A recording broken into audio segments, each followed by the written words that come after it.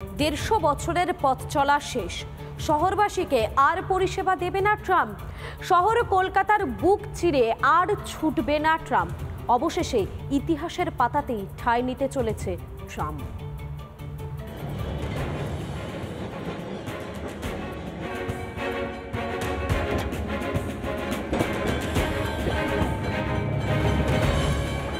পরের যে জেনারেশনরা আসবে তারা এই ট্রাম সম্পর্কে বা ট্রাম বলে যে কিছু ছিল সেটা ওরা দেখতেও পারবে না, জানতেও পারবে না। সত্যি খারাপ লাগছে, ট্রামকে আর শহরে দেখা যাচ্ছে না, দেখা যাবে না। ঐতিহ্য সেটা নষ্ট হয়ে যাবে।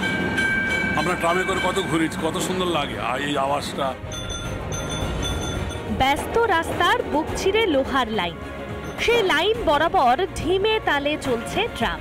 পাকদণ্ডী পথের ঐতিহ্য যদি হয় টয় ট্রেন, তিলোত্তমার বুক ভরা গর্ব তবে ট্রামকে নিয়েই। সেই 150 বছর ধরে গঙ্গাপাড়ের শহরের উত্থান পতনের সঙ্গে জুড়ে। এর সাথে কোনো পলিউশন নেই। আজকে যখন আমরা ইলেকট্রিক ভেহিকেলের কথা বলছি, সেখানে ট্রামটা তুলে দেওয়া হচ্ছে, এটা একটু অক্সিমোরন ব্যাপারটা হয়ে যাচ্ছে না? আমাদের মন খুব খারাপ হয়ে গেছে ট্রাম উঠে যাওয়ার শুনে।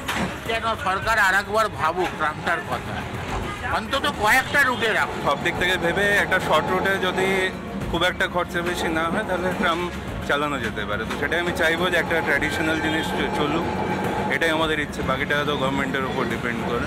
1 বা 2 বছর নয়, প্রায় 150 বছরের বেশি সময় ধরে এই ট্রাম শহর কলকাতার বুক চিরে চলছে।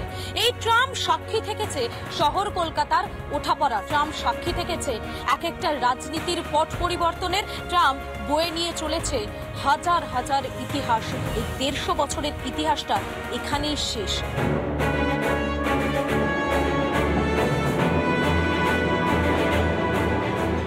ডবল ডেকার বাস আগেই উঠেছে। 150 বছর পর কলকাতা হারাতে চলেছে ট্রামকে। হেরিটেজ হিসেবে ধর্মতলা থেকে ময়দান, এই 3.5 কিলোমিটার রাস্তায় ট্রাম চালানোর সিদ্ধান্ত নিয়েছে পরিবহন দপ্তর। ট্রাম চালানোর ক্ষেত্রে স্মুথ ট্রাফিক চালানো, বাস গাড়ি অন্যান্য যানবাহন চালানোর ক্ষেত্রে একটা যানজটের সমস্যা আছে বলে এবার কিন্তু সেই ট্রামটা থাকছে না। খারাপ লাগছে। মোটামুটি আমার 33 বছর সার্ভিস হয়ে গেছে। হ্যাঁ, আর মতো 4 বছর, হয়তো 4.5 বছর এরকমই একটা চাকরি আছে। খুব খারাপ তো লাগবেই, এতদিন এখানে চাকরি করলাম। ঘোড়া টানা থেকে স্টিম ইঞ্জিন, সেখান থেকে বৈদ্যুতিক পরিষেবা, সময়ের সঙ্গে পাল্লা দিয়ে নিজেকে বদলানোর চেষ্টা করেছে এই যন্ত্রদানব। শহর বেড়েছে, ইস্ট ওয়েস্টে জুড়েছে মেট্রো। ব্যস্ত শহরে গুরুত্ব হারিয়েছে কলকাতার ঐতিহ্য। পুরো রাস্তাটা জ্যাম হয়ে যাচ্ছে। এরকম ছোট ছোট রাস্তায় ট্রাম চালানো সত্যি অসুবিধা হচ্ছে। আজকের যুগে যখন ট্রাম এসেছিল তখন মেট্রো রেল ছিল না।